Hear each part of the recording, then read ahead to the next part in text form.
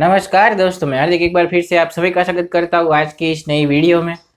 आज की वीडियो जो है वो बहुत ही खास वीडियो होने वाली है, क्योंकि काफ़ी लोगों के मुझे मैसेजेस भी आते हैं और काफ़ी लोग ऐसे ही पूछते हैं कि ऐसी कोई स्कीम हो तो हमें बताओ। तो आज मैं इस स्कीम के बारे में आपके लिए काफ़ी कुछ इन्फॉर्मेशन लेकर आया हूँ। बेसिकली ये स्कीम का पता मुझे जब चला, जब NHFDC ने एक ट्वीट किया था तब मुझे पता चला, बाकी मुझे भी इस स्कीम के बारे में पता नहीं था। तो जब उन्होंने ट्वीट किया तो मैंने देखा और अपने तरीके से सर्च किया गूगल पर, तो मुझे काफ़ी कुछ इन्फॉर्मेशन मिली है। और ये पीडीएफ वगैरह भी मेरे पास है। दो जितनी पीडीएफ मुझे मिली है, तो मैंने ये 8 पेज वाली पीडीएफ डाउनलोड की और इसकी प्रिंट निकाली। इसके बारे में मैं आपको बताऊंगा। उससे पहले मैं आपको बता दूं कि NHFDC की जो वेबसाइट है वहाँ पर इसके बारे में प्रॉपर इन्फॉर्मेशन नहीं दी हुई है। दूसरी जो दो वेबसाइट है उस पर इसकी इन्फॉर्मेशन दी हुई है। मैंने वहीं से डाउनलोड किया है इस चीज़ को, और मैं आपको समझा दूंगा लास्ट में वीडियो के इसको डाउनलोड कैसे करना है। और NHFDC ने इसके बारे में अपनी वेबसाइट पर अपडेट क्यों नहीं किया ये मुझे नहीं मालूम है। और ये काफ़ी, मैंने जैसे कहा कि मुझे मैसेजेस आते हैं, तो ये मैसेजेस उसके बारे में थे कि कम से कम 100 में से 50 मैसेज इससे होंगे कि हमें कार पर या बाइक पर कोई लोन मिलती है। तो मैं तो यही कहता हूँ कि हाँ, लोन मिलती है, लेकिन वो जो नॉर्मल लोन होती है उसके बारे में ही हमें मिलती है। हमें अगर कार खरीदनी है तो जैसे नॉर्मल पर्सन को लोन मिलती है उस तरह से हमें लोन मिलती है। तो ये जो NHFDC की लोन हमें मिलती है वो थोड़ी अलग प्रकार से है, और इसमें हमें थोड़ा बेनिफिट भी रहता है। तो अभी काफ़ी लोगों के जो क्वेश्चन थे वो अभी सोल्व हो जाएंगे थोड़े बहुत। और जिन्होंने कार ले ली उनके लिए कुछ फ़ायदा नहीं है, और जो अभी डिसेबल पर्सन है उनमें भी थोड़े बहुत लोगों को ही फ़ायदा मिलने वाला है, पूरी तरह से सभी को फ़ायदा नहीं मिलेगा। तो अभी हम वीडियो मेन स्टार्ट करते हैं और देखते हैं इस नोटिफिकेशन के बारे में, और कैसे करना है अप्लाई वगैरह, और क्या क्या डॉक्यूमेंट वगैरह लगते हैं। तो इस टॉपिक में, इस बारे में हम आज बात करते हैं सब कुछ फुल डिटेल में। और वीडियो कम से कम 15 या 20 मिनट तक लंबा खींच जाएगा सब कुछ कवर अप करने में। ये जो पीडीएफ है ये नेशनल हैंडीकैप फाइनेंस की है, और ये नोटिफिकेशन है 2020 की। 15/10/2020, कम से कम 10 महीने जितना समय हो चुका है इस नोटिफिकेशन को। तो इसमें सब्जेक्ट है concessional loan facility for PWD employ and purchase to modify scooter and bike. तो इसमें सब कुछ नोटिफिकेशन में लिखा हुआ है कि NHFDC क्या क्या करती है, उसके बारे में है ये सब। ऐसा कुछ इनका कहना है, आप पढ़ लेना। ये कुछ उनके ऑफिसर्स वगैरह के सिग्नेचर है, और ये इसका फाइल नंबर यहाँ पर लिखा है, NHFDC का फाइल नंबर। अभी मेन आते हैं इसका मेन नोटिफिकेशन पर। पेज नंबर 2 है, आप भी डाउनलोड करो तो ये सब देख लेना। पेज नंबर 2 है national handicap finance NHFDC concessional credit दिव्यांगजन government employ for purchase modify scooter bike and car.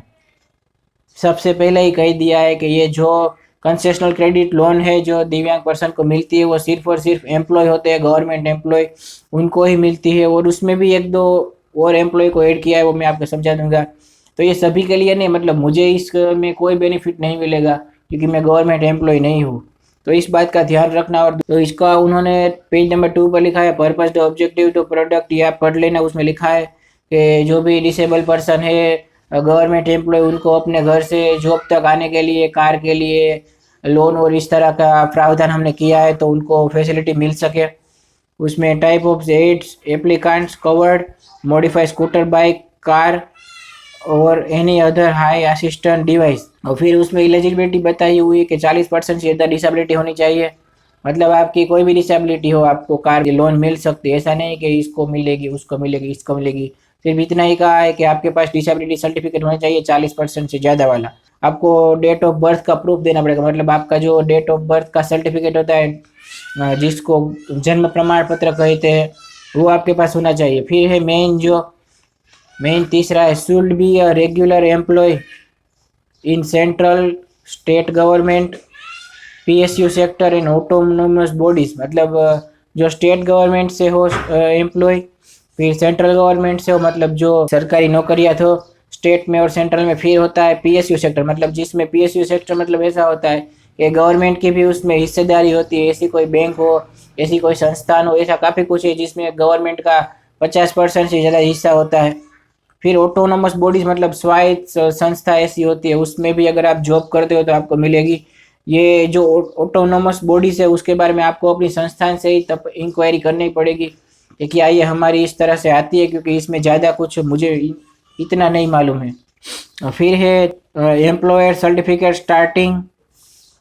stating the PWD be regular permanent employee along with the last salary down detail salary drawn detail issue bye head office, मतलब आपको अपनी head office से आपकी salary slip वगैरह लानी होगी। फिर इसमें लिखा है कि आपको लोन मिलेगी 50 लाख तक की। फिर इसमें नीचे है 2 नंबर पेज पर ही मैं अभी हूँ।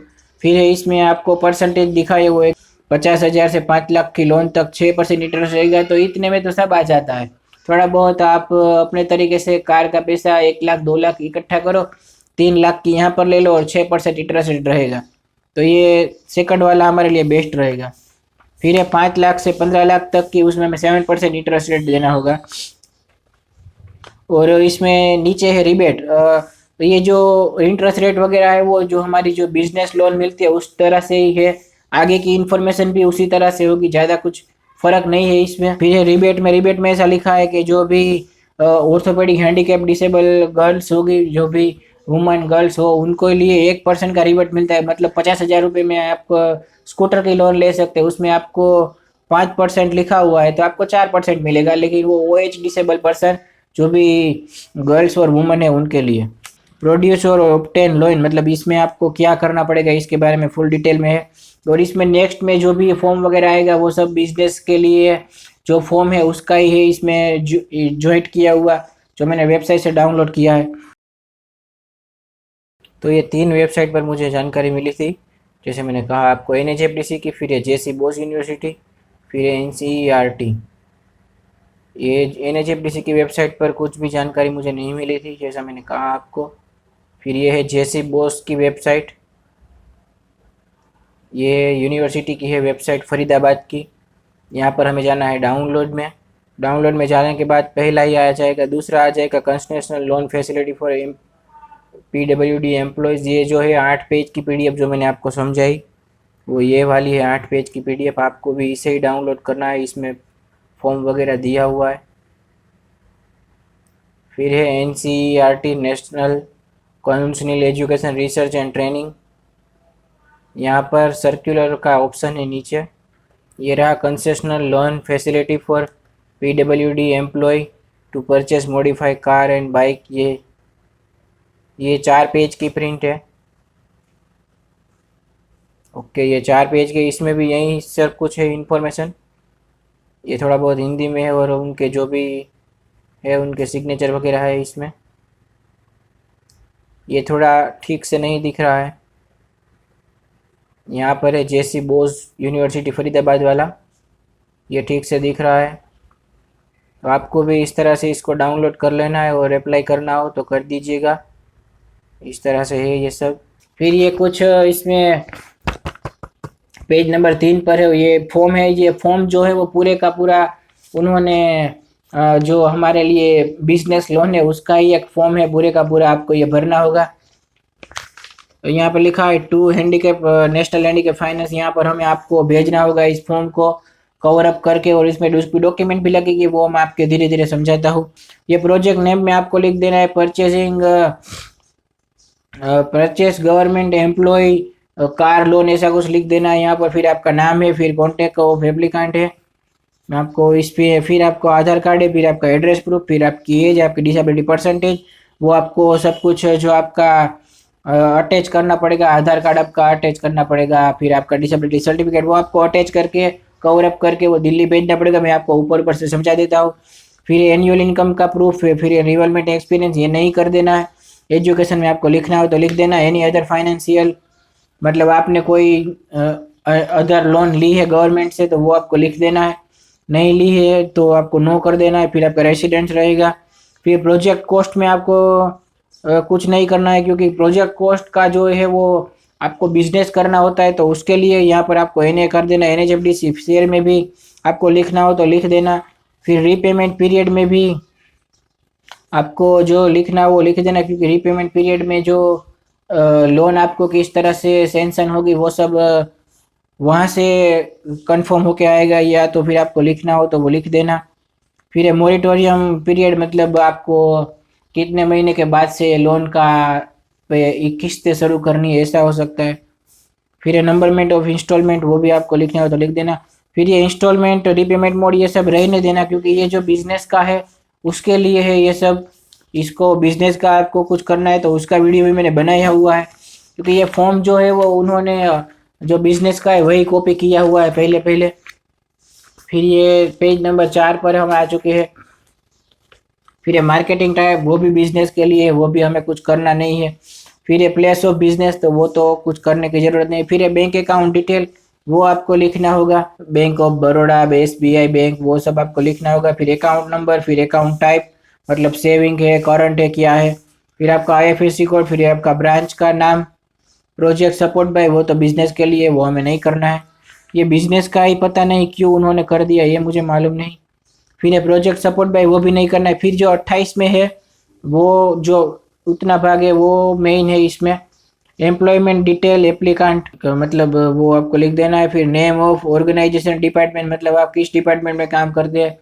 जैसे कि हम मान लीजिए एजुकेशन डिपार्टमेंट में, तो आपको लिख देना है डिपार्टमेंट ऑफ एजुकेशन। कोई बैंक डिपार्टमेंट में काम करते हैं, काफ़ी डिसेबल पर्सन बैंक में काम करते हैं, तो आपको वहाँ पे लिख देना है बैंकिंग डिपार्टमेंट। फिर whether government and autonomous bodies, PSU bank, मतलब इसमें आपको लिख देना है कि गवर्नमेंट एम्प्लॉय है आप, ऑटोनोमस बॉडीज में काम करते हैं कि PSU सेक्टर, तो आपको लिख देना है कि ये गवर्नमेंट एम्प्लॉय गवर्नमेंट का है, तो आपको गवर्नमेंट का लिख देना है।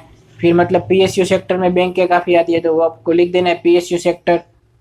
फिर है एम्प्लॉय स्टेटस, परमानेंट और रेगुलर, मतलब आपको परमानेंट जॉब पर रखा हुआ है कि किस तरह से रखा हुआ है, तो आपको मोस्ट ऑफ तो परमानेंट और रेगुलर ही रहेगा। पी पोस्ट हेल्ड जो है वो लिख देना है। फिर tenure of the service with organisation, मतलब आप किस तारीख तक इसमें, किस तारीख से किस तारीख तक इसमें आप जुड़े रहेंगे जॉब वगैरह में, ऐसा कुछ है।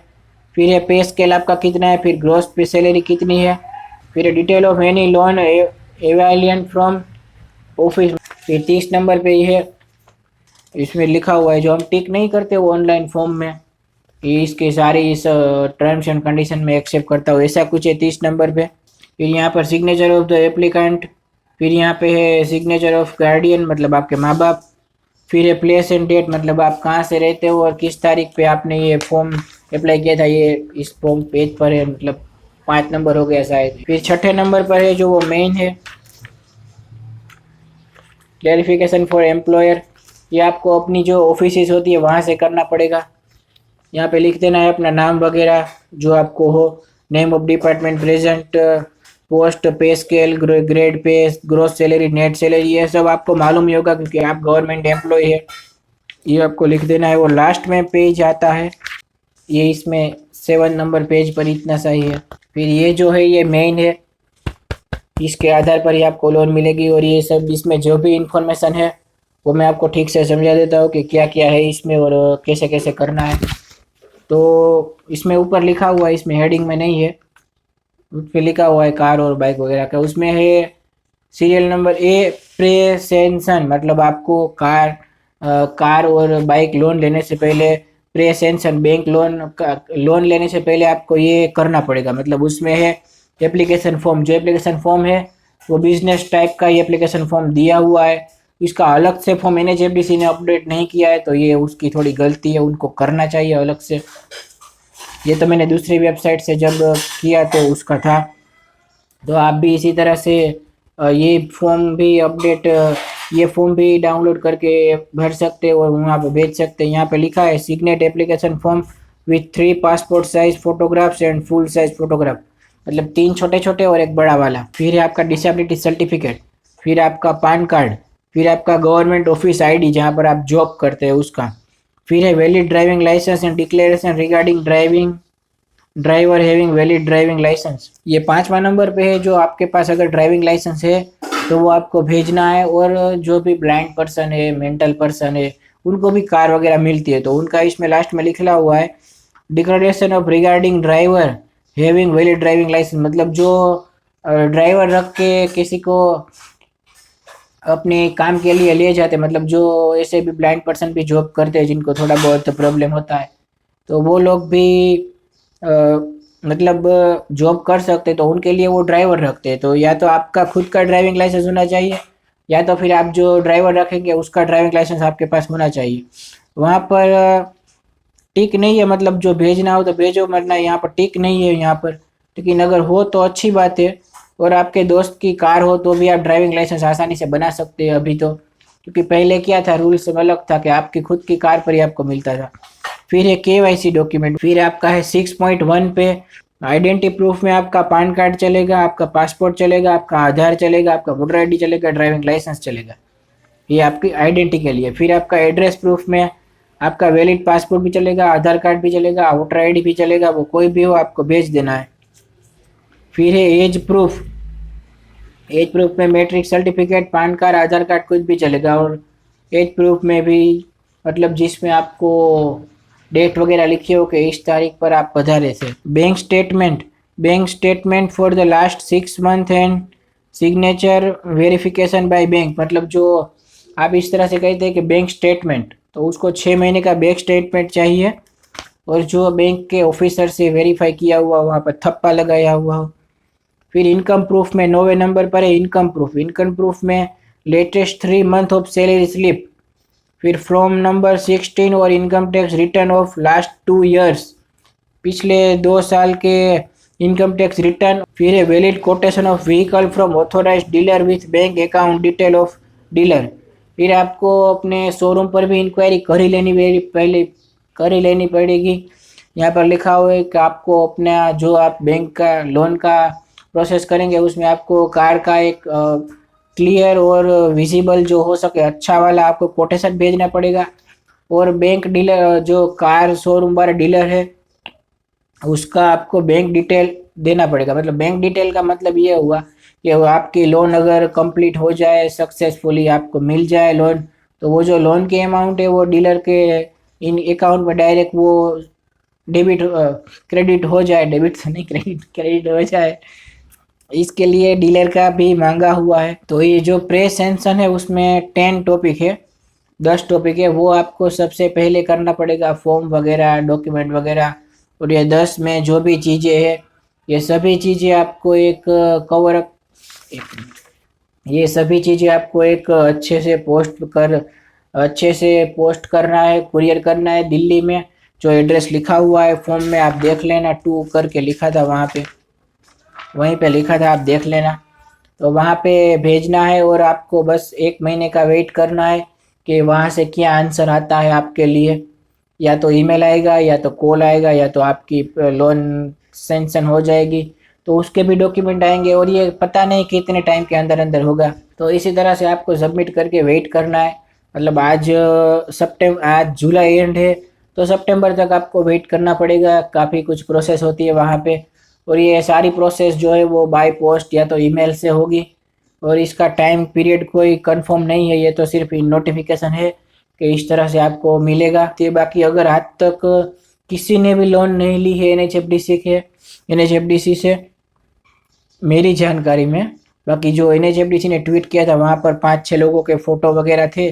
फिर होता है बी में है पोस्ट सेंशन, मतलब 2 महीने बाद आपकी लोन अप्रूव हो गई, डीलर के अकाउंट में पैसा भी चला गया, और वहाँ से दिल्ली से आपको काफ़ी कुछ और डॉक्यूमेंट भी आएंगे। क्योंकि जब मैंने अपनी कार के लिए लोन ली थी तब इतनी फाइल में पेजेस थे, मतलब मुझे 20 जगह पर सिग्नेचर करने पड़े थे।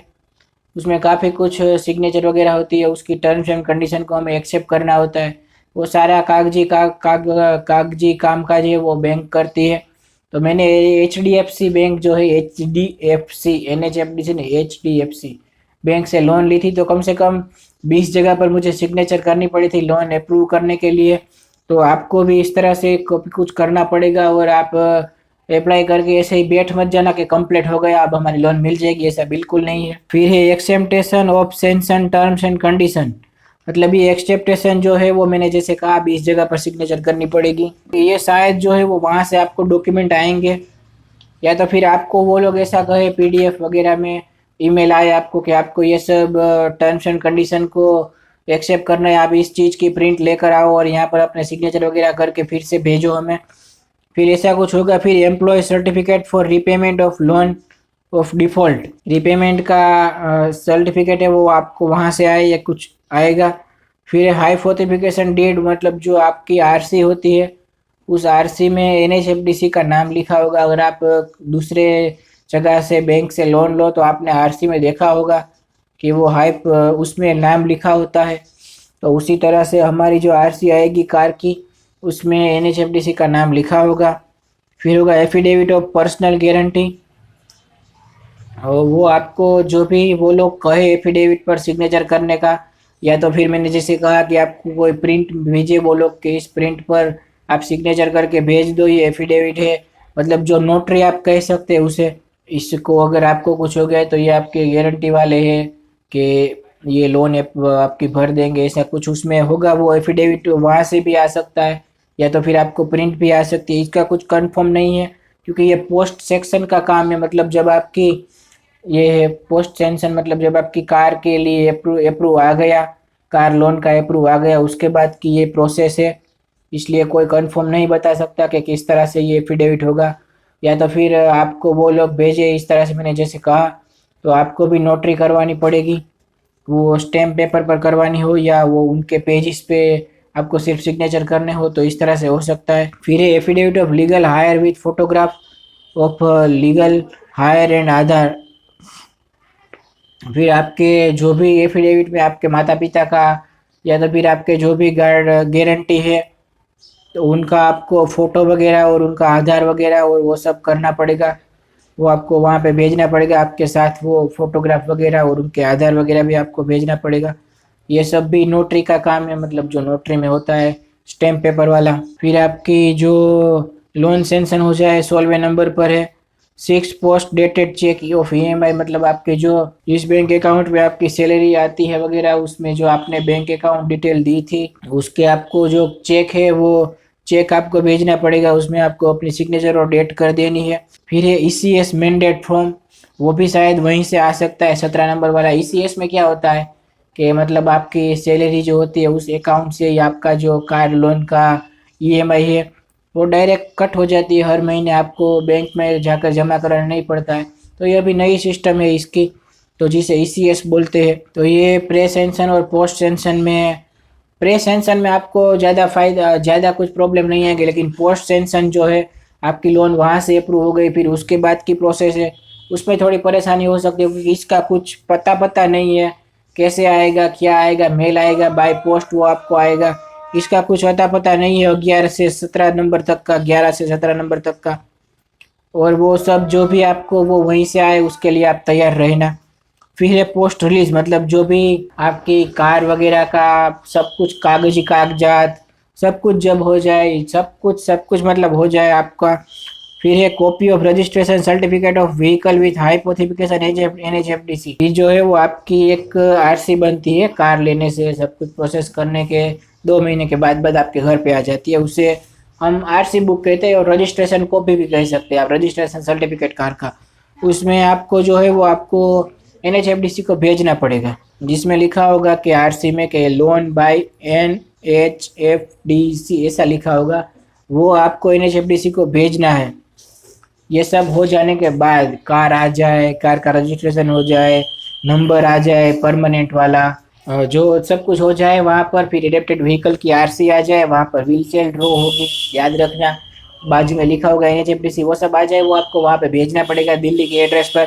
और उसमें साथ साथ 19वें नंबर पर है copy of comprehensive insurance policy, जो आपकी इंश्योरेंस की पॉलिसी है वो भी भेजनी पड़ेगी। और इंश्योरेंस पॉलिसी में हमें 50% का डिस्काउंट मिलता है, तो उसमें जो भी इंश्योरेंस पॉलिसी है वो आपको वहाँ पे भेजनी होगी। ये जो भी कुछ था मेरे पास वो मैंने आपको समझा दिया अपने तरीके से, फ्री एडवाइस। जो आपका ये हाइपोथेटिकल मैनेज एफडीसी होता है वो आपको कार लोन होती है, वो उसको आपको फिर 2 साल बाद आपकी जब कार लोन पूरी हो जाए तो वो आपको 2 साल बाद निकलवाना पड़ेगा। तो 2 साल के बाद आपके पास एनएचएफडीसी भी एक एनओसी जैसा बोल सकते हैं, नॉन ऑब्जेक्शन सर्टिफिकेट ऐसा हो सकता है, तो उसकी प्रोसेस भी आपको 2 साल बाद आरटीओ में जाके करनी पड़ेगी। तो उसमें भी ऐसा होता है कि जो एनएचएफडीसी होता है वो निकल जाता है। तो कुछ इस तरह से इसकी प्रोसेस है, जितना मुझसे हो पाया मैंने उतना समझा दिया है आपको। अब आप अपनी तरीके से अप्लाई करो, और अप्लाई करते हो तो मुझसे जितना हो पाएगा मैं आपको हेल्प करूँगा, मैसेज कर देना आप। तो आज की इस वीडियो में बस इतना ही, तो goodbye and take care, ख्याल रखना अपना।